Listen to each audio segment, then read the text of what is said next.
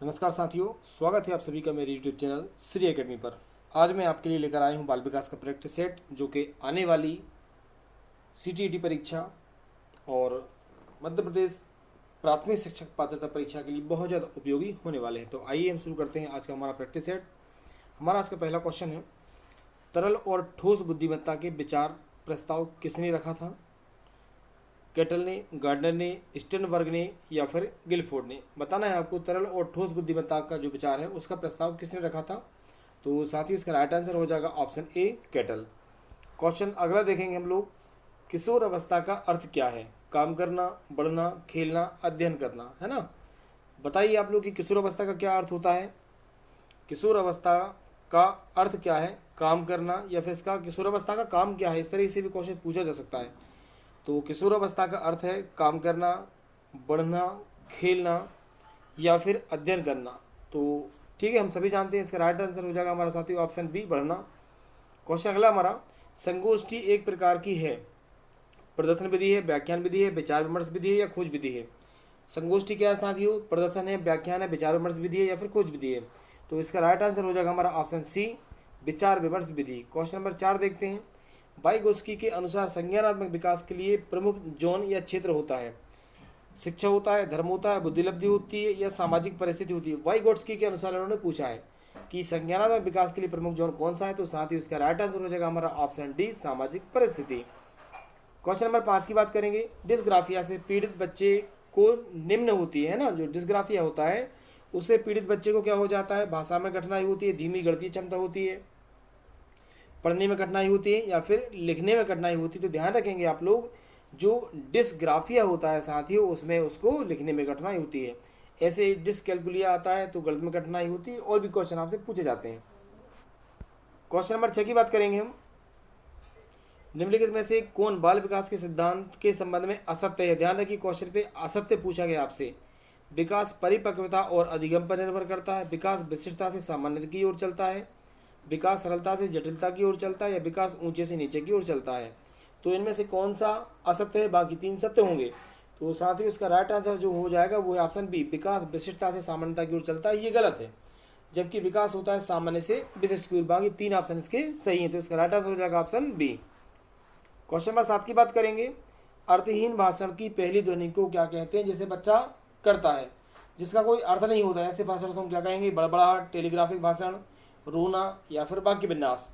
तो उम्मीद है कि आप लोगों ने इसका सही आंसर गैस किया होगा साथियों। इसका राइट आंसर है ऑप्शन ए, बड़बड़ाहट।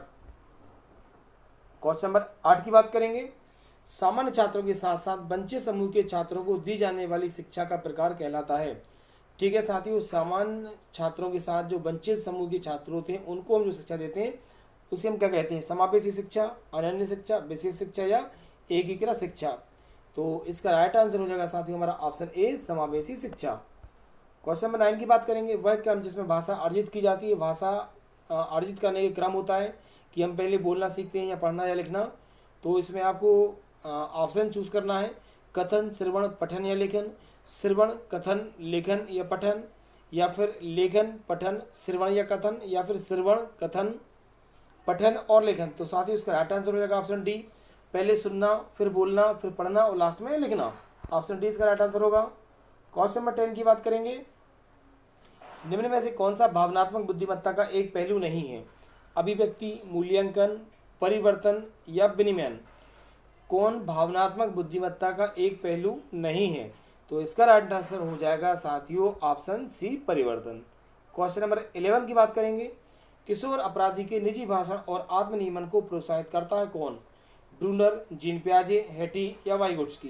तो आपको बताना है साथियों कि किशोर अपराधी के निजी भाषण और आत्मनियमन को प्रोत्साहित कौन करता है। तो इसका राइट आंसर हो जाएगा ऑप्शन डी, वाइगोत्स्की।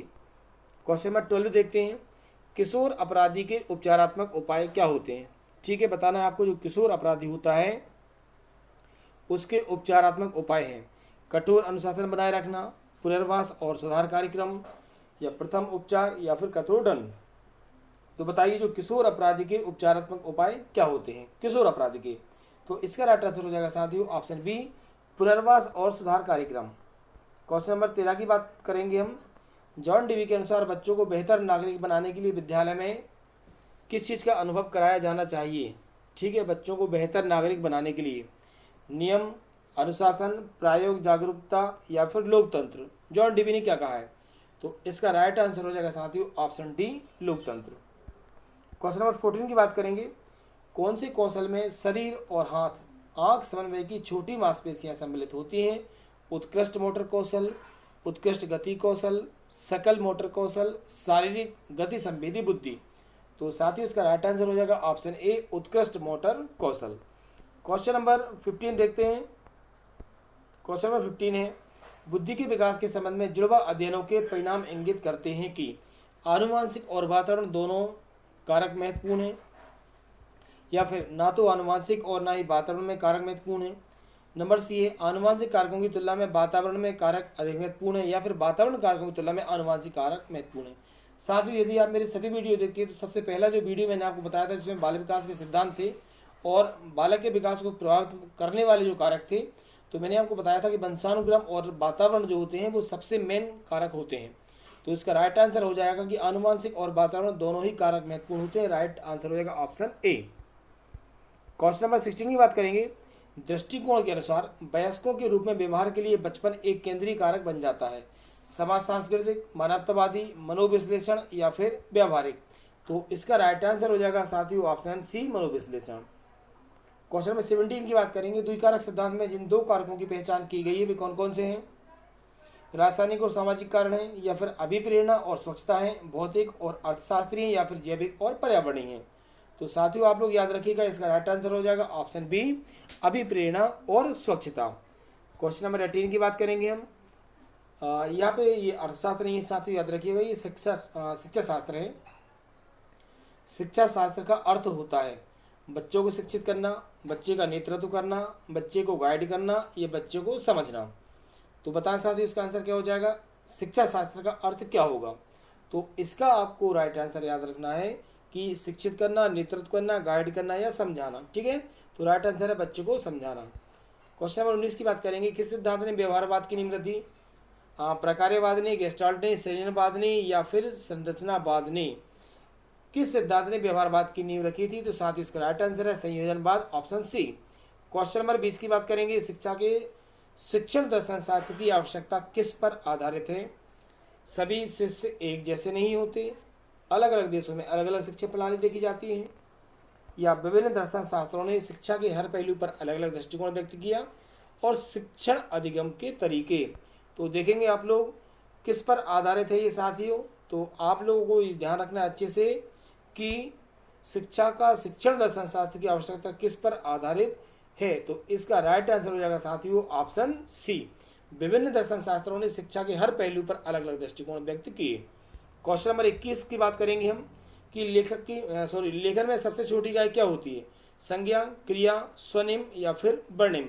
तो हम सभी जानते हैं इसका राइट आंसर हो जाएगा साथियों ऑप्शन डी, हमारा वर्णिम। क्वेश्चन नंबर 22 देखते हैं। वैज्ञानिक जांच की विशेषताएं क्या होती हैं?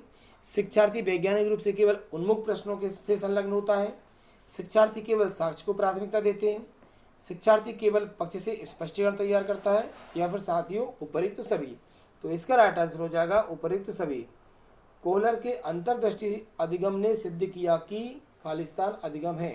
ठीक है, क्वेश्चन नंबर 23 की बात कर रहे हैं हम लोग। कोहलर ने क्या कहा है कि अंतर्दृष्टि अधिगम ने क्या सिद्ध किया? नंबर ए है, यह स्वायत्त यादृच्छिक गतिविधि है, प्रयत्न और एक त्रुटि की घटना है, संपूर्ण स्थिति की एक नई अनुभूति है, या उत्तेजना और प्रतिक्रिया के बीच में एक संबंध है। तो इसका राइट आंसर हो जाएगा साथियों ऑप्शन हमारा सी, संपूर्ण स्थिति की एक नई अनुभूति। क्वेश्चन नंबर 24 की बात करेंगे। मास्लो की 5 आवश्यकता जो मॉडल है, अवस्था नहीं यहाँ पे आवश्यकता है, आवश्यकता मॉडल एक खालिस्तान के आकार में है। तो आपको मालूम होगा अब्राहम मास्लो ने जो आवश्यकता के मॉडल दिए थे वह एक पिरामिड के रूप में है साथियों।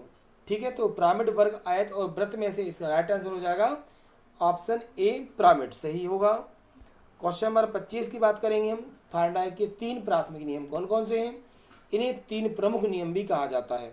तत्परता का नियम है, अभ्यास का नियम है, या फिर प्रभाव का नियम है, या फिर तीव्रता का नियम है, सादृश्य का नियम है, आत्मसात का नियम है, या तारीख का नियम है, अनुभव का नियम है, या परिणाम का नियम है, या फिर प्रयोग का नियम, अभ्यास का नियम और अनुप्रयोग का नियम। तो बताएं साथियों आप लोग इसका राइट आंसर क्या होगा। तो इसका राइट आंसर साथियों ऑप्शन ए, तत्परता का नियम, अभ्यास का नियम और प्रभाव का नियम।